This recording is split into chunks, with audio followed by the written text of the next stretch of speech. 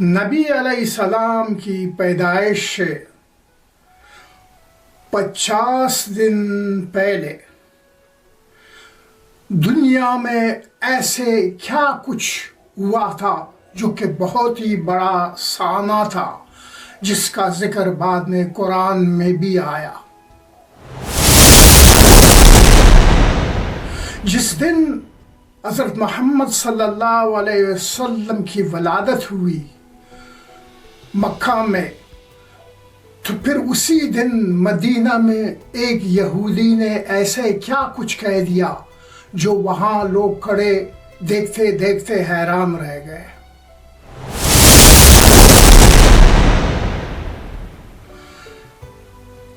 جس دن نبی علیہ السلام کی پیدائش ہوئی اسی دن ایران میں ایسے کیا کچھ ہوا جس سے ایران کا بادشاہ کسریٰ کو بہت بڑا جھٹکا لگ گیا۔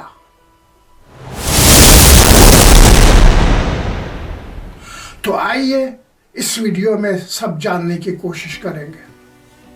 حضرت عبد المطلب نے بالآخر 100 اونٹوں کی قربانی کر کے دیت دے کر، جس سے حضرت عبداللہ کی جان بخشی ہوئی۔ اب یہ معاملہ تو ختم ہوا۔ اس کے بعد عبداللہ ابھی چونکہ جوان تھے، شادی کرنے کے عمر میں تھے، تو ان کے والد عبد المطلب نے یہ فیصلہ کیا کہ ان کے لیے کوئی رشتہ ڈھونڈے اور ان کی شادی کرائے۔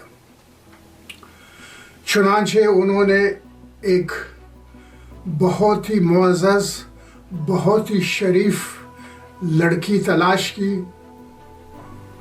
جو کہ بالکل اسی خاندان سے تھی جس سے عبد المطلب اور عبداللہ خود ہی تھے، یعنی عبدی مناف بن عبدیدار بن قصی بن کلاب، جس سے پھر محمد صلی اللہ علیہ وسلم بھی اسی خاندان سے تھے۔ بہرحال جب انہوں نے اس شریف لڑکی کو تلاش کیا جن کا خاندان بہت ہی اونچا تھا، جو کہ آگے جا کر حضرت اسماعیل علیہ السلام سے ملتا تھا، تو اس لڑکی کا نام تھا آمنہ بنت وہب۔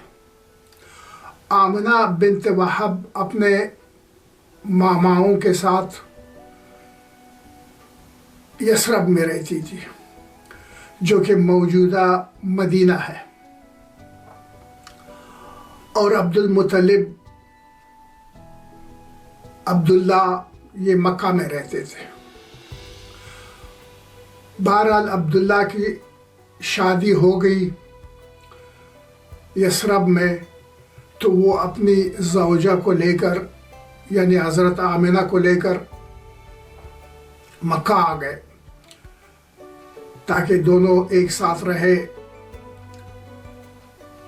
تو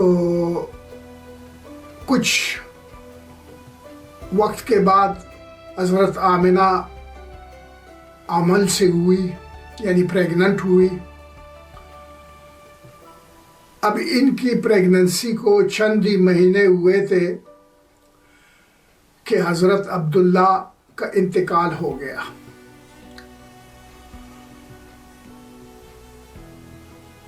پھر اس کے بعد جب محمد صلی اللہ علیہ وسلم کا ولادت کا وقت آیا، ان کی ولادت ہو گئی مکہ مکرمہ میں۔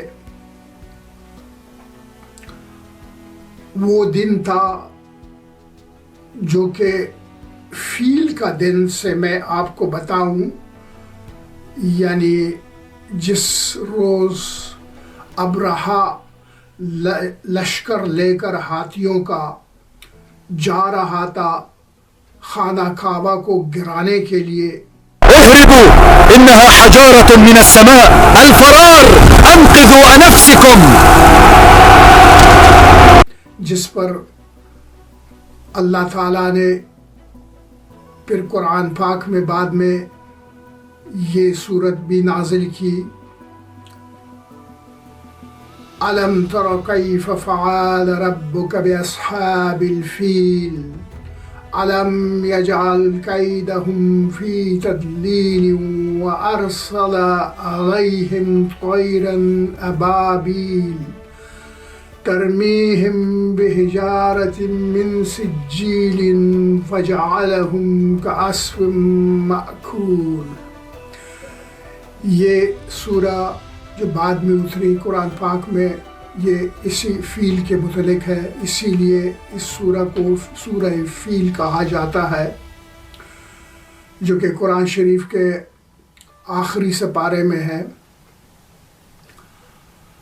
تو اس فیل کے دن سے لے کر 50 دن بعد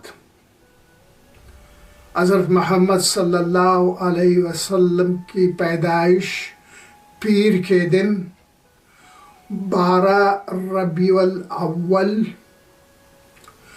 20 یا 22 اپریل 571 عیسوی یہ دن تھا. یہ 20 اور 22 اپریل کیوں اکثر کہا جاتا ہے، بلکہ کہا ہی جاتا ہے کہ یا 20 اپریل تھا یا 22 تھا. اس کی وجہ یہ ہے کہ اس وقت جو کیلنڈر سسٹم تھا وہ 2 قسم کے تھے، اس میں فرق تھا. شاید 2 مختلف لوگوں نے بنایا ہوگا عیسوی کیلنڈر. تو ایک کیلنڈر کے مطابق 22 اپریل بنتا ہے، دوسرے کیلنڈر کے مطابق 20 اپریل بنتا ہے، دوسرے کیلنڈر کے مطابق 20 اپریل بنتا ہے. تو وہ اس وقت عیسوی کیلنڈر کا فرق تھا. لیکن اسلامی مہینوں کے مطابق 12 ربیع الاول تھا اور پیر کا دن تھا جو حضرت محمد صلی اللہ علیہ وسلم کی پیدائش مکہ مکرمہ میں ہوئی. آپ صلی اللہ علیہ وسلم کی پیدائش کے وقت حضرت آمنہ کو بالکل جو پیدائش کی جو پیدائش کا جو درد ہوتا ہے عورتوں کو وہ نہیں ہوا، یعنی بالکل ان کو کوئی درد اور تکلیف نہیں ہوئی. جب آپ صلی اللہ علیہ وسلم پیدا ہو گئے آپ بالکل پاک صاف تھے، یعنی غسل دینے یا دھونے کی ضرورت پڑی نہیں، آپ بالکل پاک صاف تھے. اور آپ کا جو ناف تھا وہ پہلے سے ہی کٹا ہوا تھا، یعنی اس کی بھی ضرورت نہیں پڑی. جیسے کہ عام طور پہ کوئی بچہ پیدا ہوتا ہے ناف کے ساتھ نالی لگی ہوتی ہے جو پھر اسی وقت کاٹ دیا جاتا ہے، پھر اس کا ایک ٹکڑا وہ ناف کے ساتھ لگا رہتا ہے کچھ دنوں تک، پھر سوکھ کر بعد میں جو گر جاتا ہے. ایسا کچھ نہیں تھا، یعنی وہ بالکل یہ کٹا ہوا اور نہ ساتھ کچھ لگا ہوا، جیسے کہ وہ ٹکڑا گرنے کے بعد جب پھر ناف نظر آتا ہے عام طور پہ جو ناف ہوتا ہے ویسے ہی تھا. اور آپ صلی اللہ علیہ وسلم کا ختنہ بھی ہوا تھا ماں کے پیٹ میں. آپ آپ کو بعد میں ختنے کی بھی ضرورت نہیں پڑی۔ تو جس طرح آپ صلی اللہ علیہ وسلم جیسے آپ کی پیدائش ہوئی تو محمد صلی اللہ علیہ وسلم بالکل یعنی مختلف دوسرے بچوں سے بالکل مختلف جو عام طور پہ ہوتا ہے، یعنی جسے ہم انگریزی میں کہیں کہ ان یوزول، ایسے ہی تھا۔ مثلا آپ پیدا ہوئے، آپ نے اپنے دونوں ہاتھوں سے زمین پہ ٹھیک لگایا تھا اس طرح سے، اور پھر سر اوپر کر کے آسمان کی طرف دیکھ رہے تھے، جو کہ عام طور پہ نہیں ہوتا اس طرح۔ اور جیسے آپ کی پیدائش ہوئی، پورا کمرہ بلکہ پورا علاقہ دور دور تک نور سے بھر گیا، ہر طرف نور ہی نور پھیلا ہوا تھا۔ اور حضرت آمنہ بتاتی ہے کہ ولادت سے پہلے جبکہ محمد صلی اللہ علیہ وسلم ان کے پیٹ میں تھے، وہ بتاتی ہے کہ وہ ایک رات خواب دیکھ رہی تھی کہ وہ ایک بچے کو خواب میں جنم دے رہی ہے، ایک بچہ پیدا ہو رہا ہے۔ تو اس بچے کی پیدائش کے ساتھ ایک نور ظاہر ہوتا ہے جو کافی دور تک پھیلا ہوتا ہے، یہاں تک کہ ملک شام تک وہ نور پہنچتا ہے۔ یہ انہوں نے محمد صلی اللہ علیہ وسلم کی پیدائش سے یہ خواب دیکھا تھا، لیکن وہ بالکل ایگزیکٹلی ویسا ہی ہوا، نور پھیلا ہوا تھا اور کافی نور ہر طرف جب محمد صلی اللہ علیہ وسلم کی پیدائش ہوئی۔ یہ تھے علامات آخری نبی کے۔ ایک اور وہ یہ کہ جس دن آپ کی ولادت ہو رہی تھی، کیونکہ آپ کا ذکر پہلے سے تورات و انجیل میں تفصیل سے ہے، یہود کے علماء اور نصارہ کے علماء یہ سب جانتے تھے کہ نبی آخر زمان آئیں گے، اور جب ان کا آنے کا وقت بیتا تب بھی ان کو تورات اور انجیل سے یہ معلوم تھا کہ بالکل وہی وقت پہنچ چکا ہے کہ اب نبی الآخر زمان ظاہر ہونے والے ہیں۔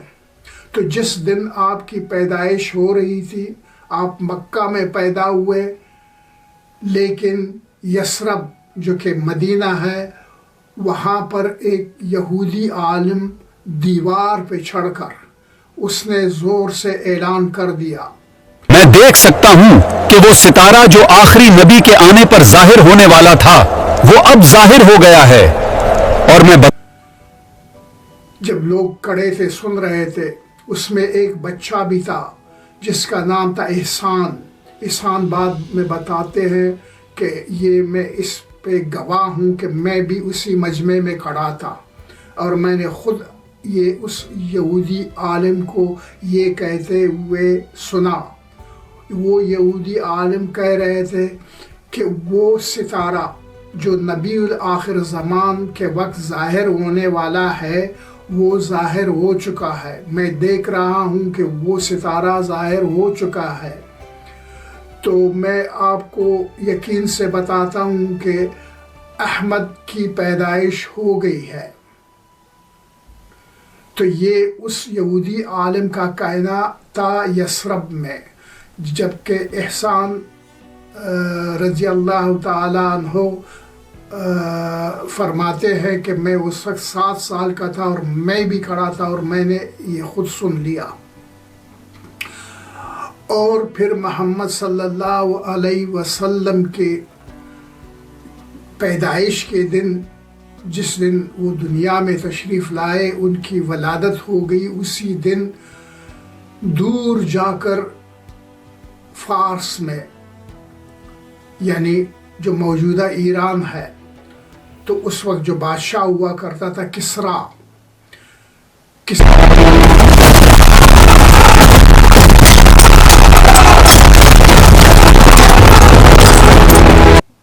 تو کسرا کے محلات ہل گئے اور اس کے مینارات گر گئے، اور اسی ہی دن جو کہ مجوسیوں کا آتش کدہ ہے، یعنی مجوسی وہ ہوتے ہیں جو آگ کی عبادت کرتے ہیں، جسے عام طور پہ آتش پرست کہا جاتا ہے، آتش پرست،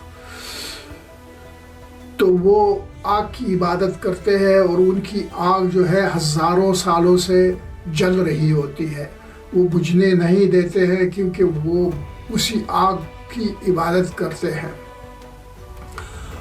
تو ان کے آتش کدہ اور جو ان کا عبادت گاہ ہے، جو وہ ہزاروں سال سے آگ جل رہی تھی، وہ ایک دم بجھ گئی اسی دن جب محمد صلی اللہ علیہ وسلم کی پیدائش ہوئی۔ تو یہ خبر جب عبد المطلب جو ان کے دادا ہیں، حضرت عبداللہ کے والد ہیں، یہ پہنچی یہ خبر کہ آپ کا پوتا پیدا ہو گیا ہے، تو یہ سن کر ان کو بڑی خوشی ہو گئی، تو وہ ایک دم سے آ گئے اپنے پوتے کو دیکھنے کے لیے۔ جب ساتھ میں ان کو یہ سب معجزات کا بھی بتایا گیا تو وہ اور بھی حیران بھی ہو گئے اور خوش بھی ہو گئے، اور ایک دم محمد صلی اللہ علیہ وسلم کو گود میں اٹھایا۔ ابھی تک ان کا نام رکھا نہیں گیا تھا، تو گود میں اٹھایا، اور پھر عبد المطلب نے کہا کہ واللہ اس بچے کے ساتھ ایک خاص بات ہے، یہ کوئی معمولی بچہ نہیں ہے جو اس کی پیدائش کے ساتھ ایسے معجزات ظاہر ہو گئے۔ تو پھر انہوں نے ایک دم محمد صلی اللہ علیہ وسلم کو لے کر گود میں خانہ کعبہ کے اندر، یعنی کعبۃ اللہ کے اندر چلے گئے۔ وہاں انہوں نے اللہ تعالیٰ کا شکر ادا کیا، پھر بچے کا نام انہوں نے محمد رکھا۔ اب یہ سوال پیدا ہوتا ہے کہ محمد نام ایک دم سے کیسے ان کے ذہن میں آیا اور انہوں نے رکھا، جبکہ یہ محمد نام اس سے پہلے پورے عرب کی تاریخ میں، بلکہ پوری دنیا کی تاریخ میں اس سے پہلے نہیں تھا، یہ نام کسی کا نہیں تھا پہلے۔ تو یہ عبد المطلب نے اپنے پوتے کا نام رکھا محمد اسی دن سے۔ اب یہ محمد کا نام کیسے ان کے ذہن میں آیا، کیسے انہوں نے رکھا، اس کے لیے میں ذکر کروں گا اس سے اگلے ویڈیو میں، جو کہ ایپیسوڈ 17 ہوگا۔ یہ ایپیسوڈ 16 میں ریکارڈ کر رہا ہوں، تو نیکسٹ ایپیسوڈ میں، آئندہ قسط میں، اس کا ذکر میں تفصیل سے کروں گا کہ محمد کا نام ان کو کیسے معلوم تھا، انہوں نے کیسے یہ ارادہ کیا کہ ایک دم سے بچے کو گود میں اٹھاتے ہی خانہ کعبہ لے جا کر اور اللہ کا شکر ادا کرتے ہی محمد نام رکھ دیا۔ تو کیا ان کے ذہن میں پہلے سے یہ تھا کہ اگر ان کے یہاں کوئی بچہ پیدا ہو، یعنی بیٹا، تو خیر وہ ان کی عمر نہیں تھی کہ ان کا بیٹا پیدا ہو، ان کے تو پہلے 10 بیٹے تھے، اب تو شاید اس وقت 9 رہ گئے ہوں گے کیونکہ حضرت عبداللہ کا انتقال ہو چکا تھا۔ تو وہ تو دادا تھے، یعنی بچہ محمد صلی اللہ علیہ وسلم ان کے پوتے تھے۔ تو یہ کیسے ہوا ایک دم سے کہ یہ محمد کا نام جو پہلے کبھی دنیا میں نہیں ہوا کرتا تھا، اور ایک دم عبد المطلب نے اپنے پوتے کا نام محمد رکھ دیا۔ یہ جو میرے پیچھے جو یہ بلڈنگ نظر آ رہی ہے یلو رنگ کی، جس کے اوپر مکتبہ مکۃ المکرمہ لکھا ہوا ہے. یہ جگہ جو ابھی یہ لائبریری انہوں نے بنائی ہے، اس جگہ کے اوپر حضور صلی اللہ علیہ وسلم کے چاچا ابو طالب کا گھر تھا. یہ اس جگہ کے اوپر ابو طالب کا گھر تھا، اور محمد صلی اللہ علیہ وسلم اسی گھر میں پیدا ہوئے تھے. یہ وہ جگہ ہے جہاں محمد صلی اللہ علیہ وسلم پیدا ہوئے. تو ابھی اس کے اوپر وہ جو ہے اسی جہاں جو پہلے گھر ہوا کرتا تھا اس کے اوپر ابھی لائبریری بن گئی. تو یہ میں نے کہا آپ کے ساتھ شیئر کروں.